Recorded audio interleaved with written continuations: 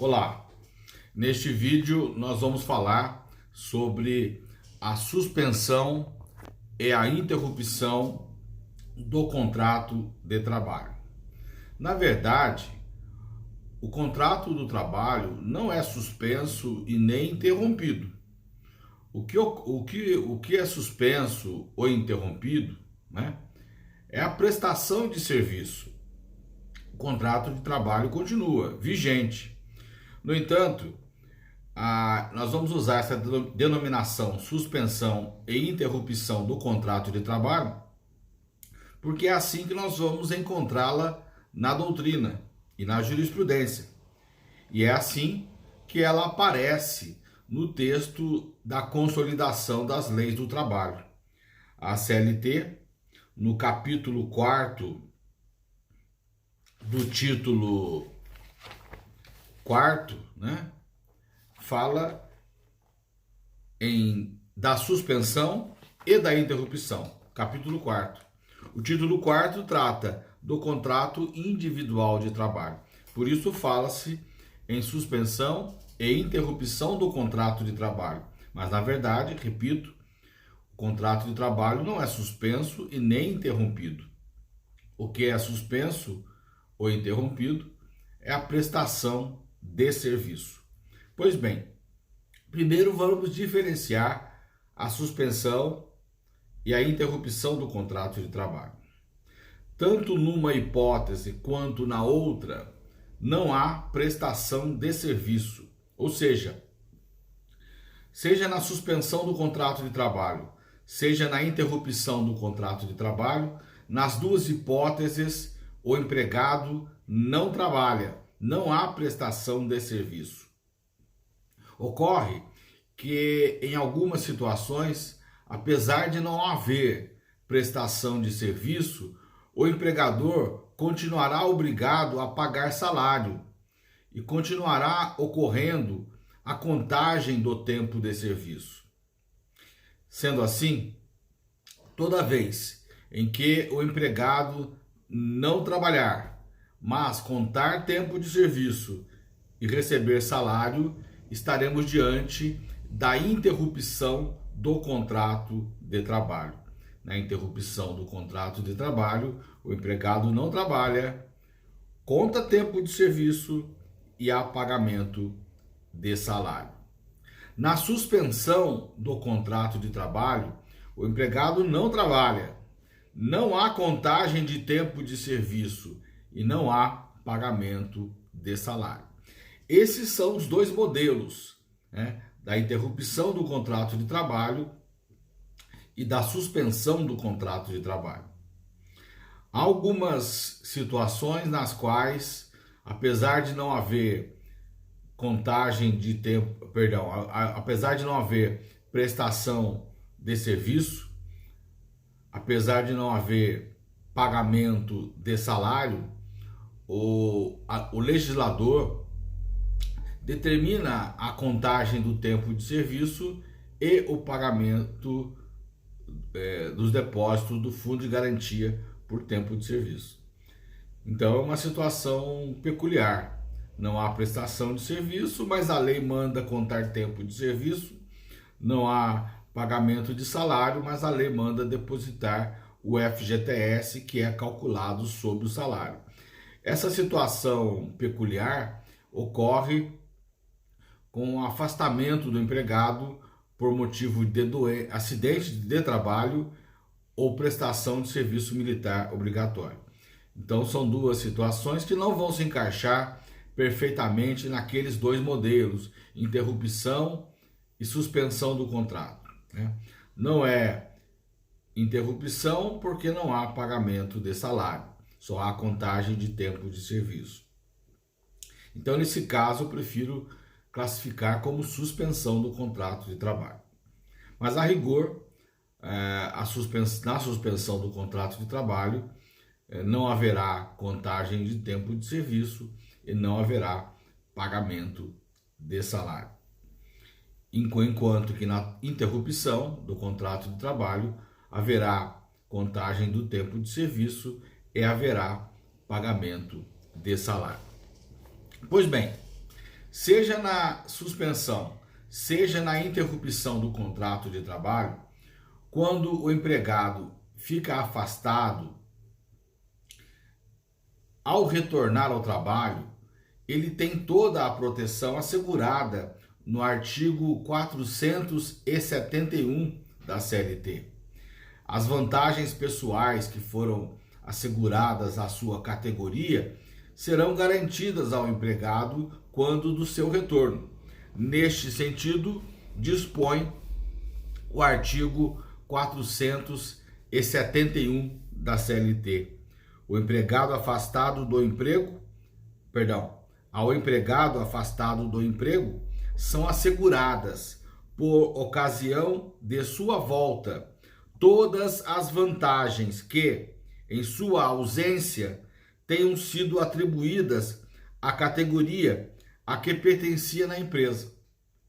De forma que, ao ficar afastado, seja por qualquer motivo, ao retornar ao trabalho, aquele aumento salarial que foi garantido no acordo coletivo, na convenção coletiva, aquela decisão objeto de sentença normativa, qualquer benefício que tenha sido assegurado a quem exerce a função desse empregado que estava afastado, ao retornar, ele será beneficiado. Ele terá o direito aos mesmos benefícios que teria se estivesse trabalhando. Então, ao retornar, ele terá a proteção que estaria assegurada caso não houvesse o seu afastamento. Então, essa proteção está no artigo 471 da CLT.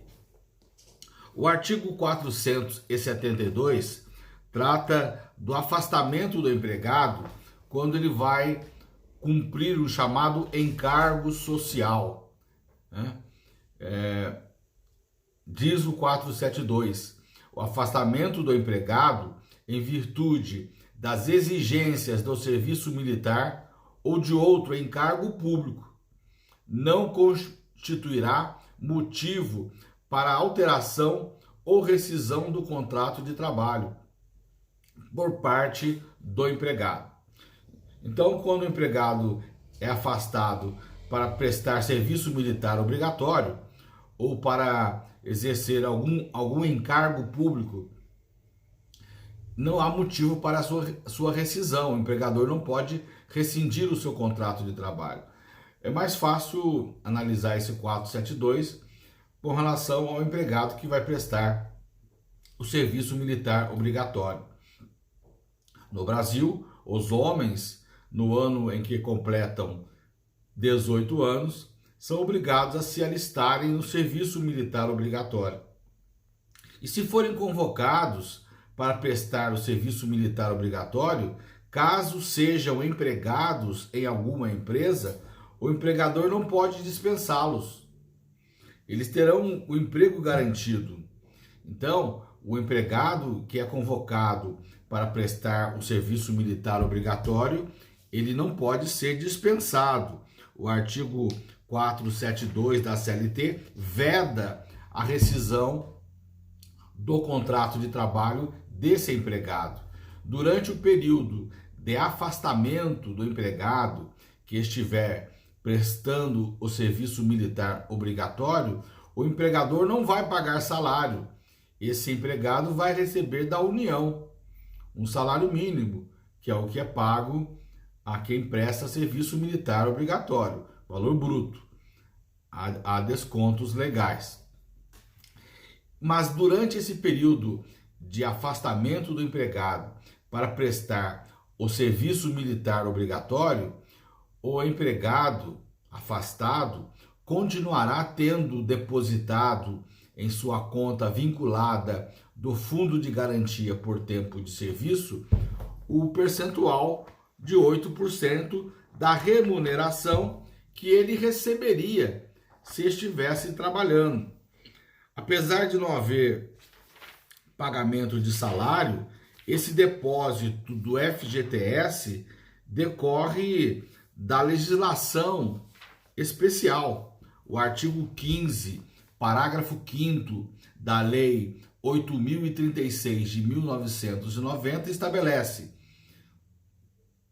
o depósito de que trata o caput deste artigo é obrigatório nos casos de afastamento para prestação do serviço militar obrigatório e licença por acidente de trabalho. Então, o empregado que afastado para prestar serviço militar obrigatório continuará tendo o depósito na sua conta vinculada do FGTS. Apesar de não haver pagamento de salário, o empregador depositará o valor correspondente ao salário que seria pago se esse empregado não estivesse afastado. Da mesma forma, o tempo de serviço será computado, porque o parágrafo 1º do artigo 4º da CLT manda computar o tempo de serviço para o empregado afastado para prestar o serviço militar obrigatório e também no caso de acidente de trabalho. Nas duas hipóteses, serviço militar obrigatório e acidente de trabalho, haverá contagem do tempo de serviço e depósito do FGTS. Vejamos o que diz o parágrafo 1º do artigo 4º da CLT. Computar-se-ão, na contagem de tempo de serviço, para efeito de indenização e estabilidade, os períodos em que o empregado estiver afastado do trabalho prestando serviço militar e por motivo de acidente de trabalho. Então, o empregado que vai prestar serviço militar obrigatório não pode ser dispensado. Não pode haver rescisão do seu contrato de trabalho. Artigo 472, caput da CLT. Durante o período do serviço militar obrigatório, o tempo de afastamento será contado para fins de indenização. Artigo 4º, parágrafo 1º da CLT. E durante esse período, o empregador continuará depositando o FGTS do empregado. Artigo 15, parágrafo 5º da Lei 8.036 de 1990. Esse empregado afastado para prestar o serviço militar obrigatório, quando o serviço militar obrigatório cessar, ele terá direito de retornar ao trabalho. Mas há uma regra para isso. Ele terá que comunicar ao empregador do seu retorno, do seu desejo em retornar ao trabalho, dentro de 30 dias. É o que diz o parágrafo 1º do artigo 472 da CLT. Para que o empregado tenha direito a voltar a exercer o cargo do qual se afastou em virtude de exigências do serviço militar ou de encargo público, é indispensável que notifique o empregador dessa intenção por telegrama ou carta registrada, dentro do prazo máximo de 30 dias, contados da data em que se verificar a respectiva baixa ou a terminação do encargo a que estava obrigado. Então, o empregado prestando serviço militar obrigatório, ao dar baixa, ele tem até 30 dias para comunicar o desejo de retornar ao emprego. Aqui o parágrafo 1º fala em carta registrada e telegrama, numa época na qual não se utilizava e-mail, não se utilizava WhatsApp, mas eu entendo que esses meios de comunicação podem servir para comprovar a comunicação dentro do prazo. Esse empregado que está prestando serviço militar obrigatório, se ele não der baixa e ele se engajar e continuar prestando serviço militar não mais obrigatório, né? Ele vai perder esse direito. Então é só aquele serviço militar obrigatório que assegura o direito ao retorno dentro de 30 dias. Prestou serviço militar obrigatório, não deu baixa, continuou prestando serviço, não mais obrigatório, mas voluntário, porque ele quis, engajou, mesmo como temporário, cessa o direito. Pois bem,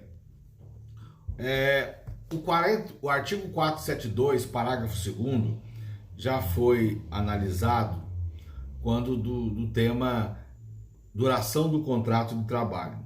Aquele empregado contratado por prazo determinado, quando ele se afasta do trabalho, seja por qualquer motivo, interrupção do contrato de trabalho ou suspensão do contrato de trabalho, o tempo de afastamento será computado na contagem do prazo contratual, de forma que se o contrato de trabalho tiver duração de 12 meses e o empregado, após 10 meses, ficar afastado por motivo de doença ou acidente, por exemplo, e esse afastamento superar os 2 meses que faltavam para o término do contrato, na data pré-estabelecida o contrato de trabalho se extingue. Essa é a regra. A exceção nós vamos encontrar aqui no parágrafo 2º do artigo 472. Se houver previsão no contrato de que esse afastamento não será computado como tempo de serviço, após o retorno do empregado, ele concluirá o tempo que faltava. Vejamos a redação do parágrafo 2º do artigo 472. Nos contratos por prazo determinado, o tempo de afastamento, se assim acordarem as partes interessadas, não será computado na contagem do prazo para a respectiva terminação. É uma exceção à regra. A regra é a contagem do tempo. Havendo cláusula contratual desprezando esse afastamento, nesse exemplo que eu dei, faltavam 2 meses para o término do contrato a prazo. Se o afastamento ocorrer por mais de 2 meses, após o término do afastamento, o empregado retornará e concluirá os 2 meses que faltavam para os 12 meses do contrato a prazo. Pois bem, eu disse que na interrupção do contrato de trabalho, o empregado não trabalha e há contagem de tempo de serviço. Então, vamos a alguns exemplos. O primeiro exemplo é o repouso semanal remunerado. No repouso semanal remunerado de 24 horas, assegurado no artigo 7º, inciso 15 da Constituição da República, preferencialmente aos domingos, o empregado não trabalhará. É um período de descanso de 24 horas. E esse repouso semanal é remunerado. Portanto, durante o repouso semanal remunerado, além de receber o salário correspondente ao período do repouso, haverá contagem do tempo de serviço. E estando, portanto, o repouso semanal remunerado classificado como forma de interrupção do contrato de trabalho. O repouso semanal remunerado só não será remunerado se na semana anterior o empregado faltar ao trabalho ou não for pontual. Para que o repouso semanal seja remunerado, é necessária a assiduidade e a pontualidade na semana que antecede ao repouso semanal remunerado.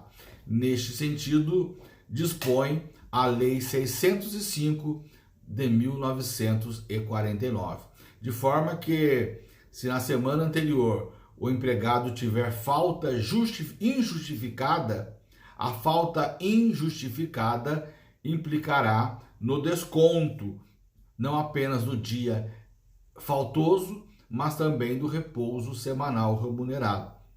É por isso que se diz, faltou um dia, desconta 2, o dia em que faltou e o dia do repouso semanal remunerado.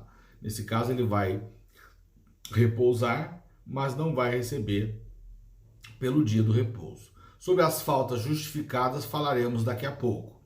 Outra hipótese de interrupção do contrato de trabalho, as férias anuais remuneradas, com pelo menos 1/3 a mais no salário, direito assegurado no artigo 7º, inciso 18 da Constituição da República. Então, após 12 meses de trabalho, o empregado, 17, após 12 meses de trabalho, o empregado terá direito a férias, inciso 17, gozo de férias anuais remuneradas, com pelo menos 1/3 a mais do que o salário normal.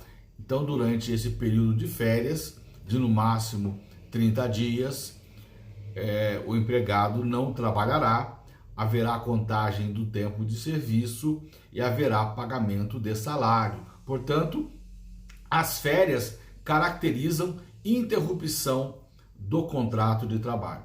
Sempre que o empregado não trabalhar, receber salário e contar tempo de serviço, estaremos diante da interrupção do contrato de trabalho.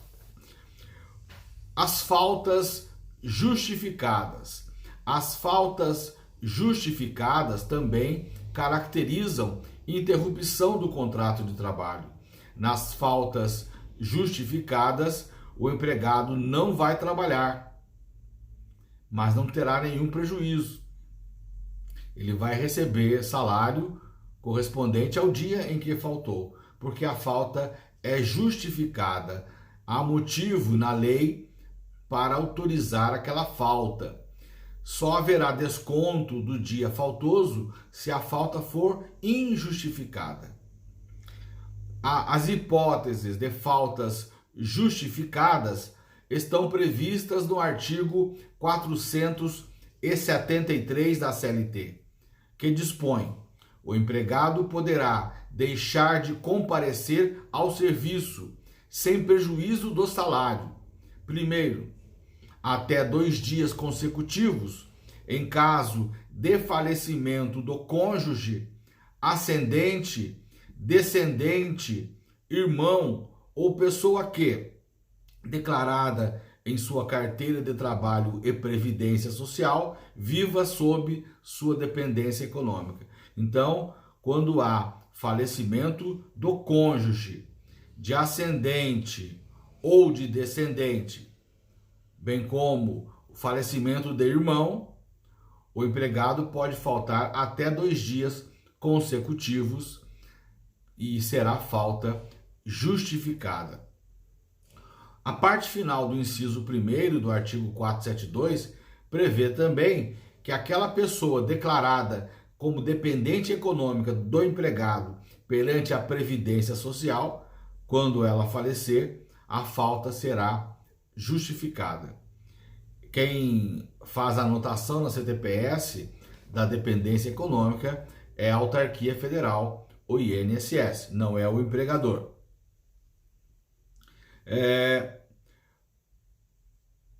Quando ocorre o chamado aborto espontâneo, o aborto espontâneo também é motivo de falta justificada, A licença em decorrência do aborto espontâneo não implicará em desconto do salário. Mas aqui no 473, a outra hipótese de falta justificada está prevista no inciso 2º, até 3 dias consecutivos em virtude de casamento. Quando o empregado se casa, ele tem direito a faltar por justo motivo por até 3 dias consecutivos. É claro que o empregado que se casa no sábado, o domingo não vai ser computado. O domingo já está inserido no repouso semanal remunerado, Então não será absorvido pela licença, pela falta justificada em virtude do casamento. O inciso 3º do 473 fala: por um dia, em caso de nascimento do filho, no decorrer da primeira semana. A CLT fala que, com o nascimento do filho, o pai tem direito a faltar ao trabalho por um dia. Não é mais essa a regra. A Constituição da República, lá no artigo 7º, inciso 19, prevê aos empregados o direito à licença paternidade, nos termos da lei, nos termos fixados em lei. Ainda não há lei definindo a licença paternidade. E lá, no artigo 10, parágrafo 1º do ato das disposições constitucionais transitórias, o ADCT, ele diz que até que venha a ser disciplinado ou disposto no artigo 7º, inciso 19 da Constituição, o prazo da licença paternidade a que se refere o inciso é de 5 dias. Portanto, quando o filho nasce, o empregado terá direito a faltar por justo motivo, não um dia, mas 5 dias. Previsão do artigo 10, parágrafo 1º do ADCT da Constituição da República de 1988. Essa falta está voltada para o empregado. A empregada terá direito à licença maternidade, né? Então, prazo de 120 dias, no mínimo, da licença maternidade. O inciso 4º do artigo 473 prevê, por um dia a cada 12 meses de trabalho, em caso de doação voluntária de sangue, devidamente comprovada. Então, o empregado, a empregada, doadores de sangue, a cada 12 meses, né, tem direito a um dia de falta justificada, comprovando que doaram sangue.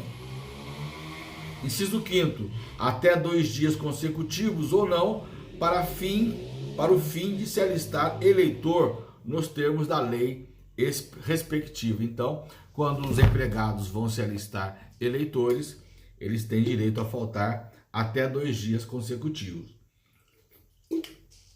A maioria dos empregados não sabem disso e vão ao cartório eleitoral durante o horário de almoço, o cartório fica aberto. Inciso 6º, no período de tempo em que tiver de cumprir as exigências do serviço militar referidas na letra C do artigo 65 da Lei 4.372, de 17 de agosto de 1964, Lei do Serviço Militar.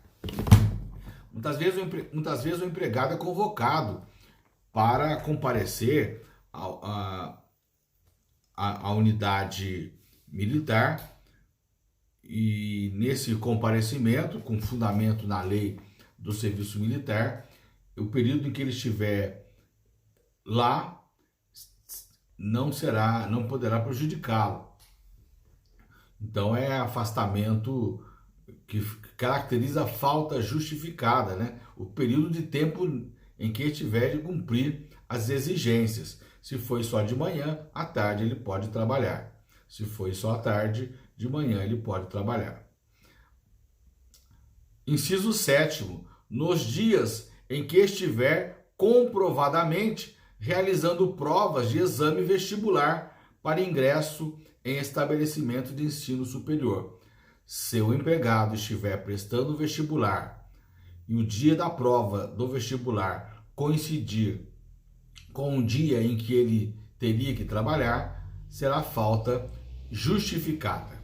Inciso 8º do 473, pelo tempo que se fizer necessário quando tiver que comparecer a juízo. Aqui não diz se o empregado comparecerá como parte ou como testemunha. As testemunhas, por força da legislação processual, civil, criminal, têm direito à falta justificada.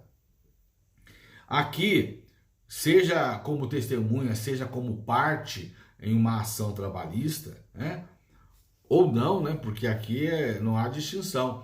Se o empregado precisa comparecer em juízo em uma audiência civil ou uma audiência criminal, né? Estará abrangido pela regra do 473, inciso 8º. É falta justificada. O dia todo? Não. O inciso 8º fala, pelo tempo que se fizer necessário, quando tiver que comparecer em juízo. Se for necessário apenas faltar ao trabalho de manhã, porque a audiência ocorreu de manhã, à tarde não há impedimento para o trabalho, e vice-versa.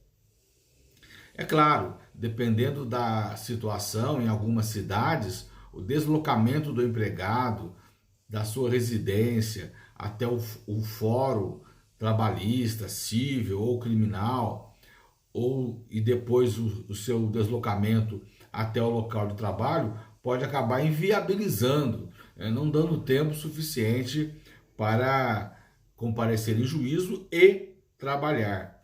Mas vai depender de cada situação. Inciso 9º, pelo tempo que se fizer necessário, quando, na qualidade de representante de entidade sindical, estiver participando de reunião oficial de organismo internacional do qual o Brasil seja membro. Então, o empregado dirigente sindical que estiver participando de alguma reunião oficial de organismo internacional do qual o Brasil seja membro, como por exemplo a OIT, a Organização Internacional do Trabalho, o tempo necessário será computado como falta justificada.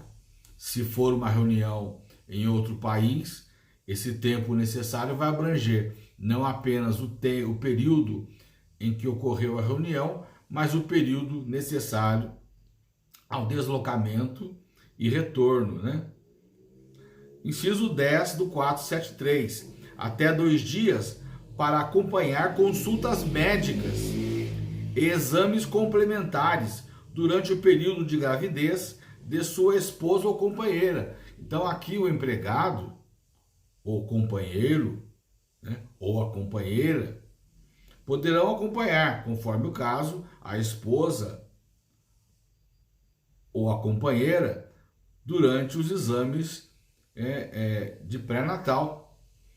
É importante essa presença, né? Não havia previsão na CLT nesse sentido. Esse inciso 10 foi acrescentado pela Lei 13.257 de 2016. Inciso 11. Por um dia por ano para acompanhar filho de até 6 anos em consulta médica. Também acrescentado pela Lei 13.257 de 2016. Esse é um problema sério. Muitas empregadas com filhos pequenos precisam faltar ao trabalho porque vão levar o filho ao médico, no posto de saúde. E quem conhece a realidade dos postos de saúde, principalmente nas localidades mais carentes, sabe da dificuldade que é. Muitas vezes o atendimento é demorado e a mãe não consegue levar o filho no posto de saúde e depois ir trabalhar. Não havia previsão na CLT de falta justificada nessa hipótese. Agora há, mas apenas de um dia. Muitas vezes, dependendo da situação, ela vai precisar levar o filho ao médico mais de uma vez. Aí tem uma questão chamada bom senso. Cabe ao empregador ter bom senso, verificando o comprovante de acompanhamento médico que aquela empregada apresentou, ter bom senso de aceitar a falta como justificada. Falta justificada, o conceito não é apenas essa do 473. O 473 traz as faltas justificadas do ponto de vista legal. Mas quando nós vamos estudar as férias e verificamos que a falta injustificada pode implicar na redução do número de gozo de férias, então conforme o número de faltas injustificadas, o período de gozo de férias vai diminuindo. Mas a própria CLT estabelece que a falta justificada será aquela não apenas do 473, mas também aquela em que não houve desconto do salário. Então, se o empregado faltou por justo motivo, né, do 473, não haverá prejuízo. Nesse exemplo da empregada que leva o filho no médico, né, não havendo previsão legal de falta justificada, o 131, inciso 4º da CLT diz: não será considerada falta ao serviço, para os efeitos do artigo anterior, a ausência do empregado, inciso 4º, justificada pela empresa, entendendo-se como tal a que não tiver determinado o desconto do correspondente salário. De forma que, se a empregada comparece ao posto médico para acompanhar o seu filho que está doente, até um dia, ela até um dia, né, por ano, é falta justificada. Mas se houver necessidade de mais de uma falta durante o ano, levando atestado médico para o empregador e o empregador aceitando aquela falta, questão de bom senso, não efetuando o desconto do salário daquele dia não trabalhado, a falta será justificada. 131, inciso 4º da CLT. E por fim, o inciso 12 do 473, até 3 dias em cada 12 meses de trabalho, em caso de realização de exames preventivos de câncer devidamente comprovado. Então são essas as hipóteses de falta justificada do artigo 473. Se a falta é justificada, o empregado falta sem prejuízo do salário, sem prejudicar o repouso semanal remunerado, sem a possibilidade de prejudicar também o período de gozo de férias. O artigo 474 da CLT fala da suspensão disciplinar. O empregador pode punir o empregado com advertência, suspensão disciplinar e dispensa por justa causa. Na suspensão disciplinar, uma vez suspenso, o empregado não vai trabalhar e não vai receber salário durante o período da suspensão disciplinar. Mas essa suspensão disciplinar não pode exceder de 30 dias. Se a suspensão disciplinar exceder de 30 dias, ela será considerada dispensa sem justa causa. É o que diz o artigo 474. A suspensão do empregado por mais de 30 dias consecutivos importa na rescisão injusta do contrato de trabalho. O artigo 475 trata do empregado afastado por motivo de invalidez, né? Fala da aposentadoria por invalidez, 475. O empregado que for aposentado por invalidez terá suspenso o seu contrato de trabalho durante o período fixado pelas leis de previdência social para a efetivação do benefício. A aposentadoria por invalidez, a princípio, ela é provisória. O empregado afastado por invalidez fica se submetendo a exames médicos periciais. Se houver recuperação da capacidade laboral, a aposentadoria por invalidez cessa e ele volta ao trabalho. Não havendo recuperação da capacidade laboral, ele será aposentado por invalidez de forma definitiva, após 5 anos. Enquanto não completa 5 anos, ele vai se submetendo a exames médicos periciais. Se a recuperação da capacidade laboral for parcial, ele retorna ao trabalho com as limitações, né, e recomendações médicas. Pode ser que ele não volte para a mesma função, pode ser que ele volte para uma outra função, sem prejuízo do salário da função que exercia. Então, se ele passar a exercer uma função inferior, ele continuará recebendo o salário da função superior que exercia antes do afastamento. Mas, a princípio, a aposentadoria por invalidez, ela é uma hipótese de suspensão do contrato de trabalho. É claro, da mesma forma que o afastamento do empregado por motivo de doença, no afastamento do empregado por qualquer outro motivo, como o acidente de trabalho ou a aposentadoria por invalidez, nós vamos ter no início a interrupção do contrato de trabalho e depois a suspensão do contrato de trabalho.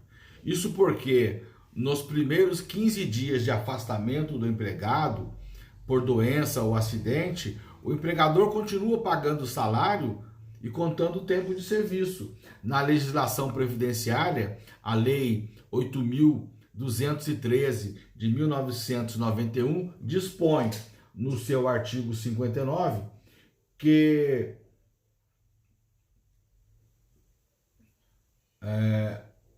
o auxílio será devido ao segurado que, havendo cumprido, quando for o caso, o período de carência exigido nesta lei, ficar incapacitado para o seu trabalho ou para a sua atividade habitual por mais de 15 dias consecutivos. Então, durante os primeiros 15 dias, o empregador é que efetuará o pagamento de salário. Parágrafo 3º do artigo 60. Durante os primeiros 15 dias consecutivos ao do afastamento da atividade por motivo de doença, incumbirá à empresa pagar ao segurado empregado o seu salário.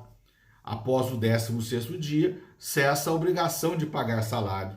Após o 16º dia de afastamento por doença ou acidente, o empregado vai receber o benefício previdenciário correspondente. E aí, nós vamos ter a seguinte situação: nos primeiros 15 dias de afastamento por doença ou acidente, estaremos diante da interrupção do contrato de trabalho. Do 16º dia em diante, estaremos diante da suspensão do contrato de trabalho. Nos primeiros 15 dias, há contagem de tempo de serviço e há pagamento de salário. Do 16º dia em diante, o afastamento por doença não tem pagamento de salário, mas de benefício previdenciário, e não há contagem de tempo de serviço, no caso da doença. No caso do acidente, há uma exceção. Não há pagamento de salário, o empregado vai receber do 16º dia em diante o auxílio acidente, mas haverá contagem de tempo de serviço por força do parágrafo 1º do artigo 473 e haverá depósito do FGTS por força do artigo 15, parágrafo 5º da Lei 8.036 de 1990. Mas não há pagamento de salário. É uma exceção.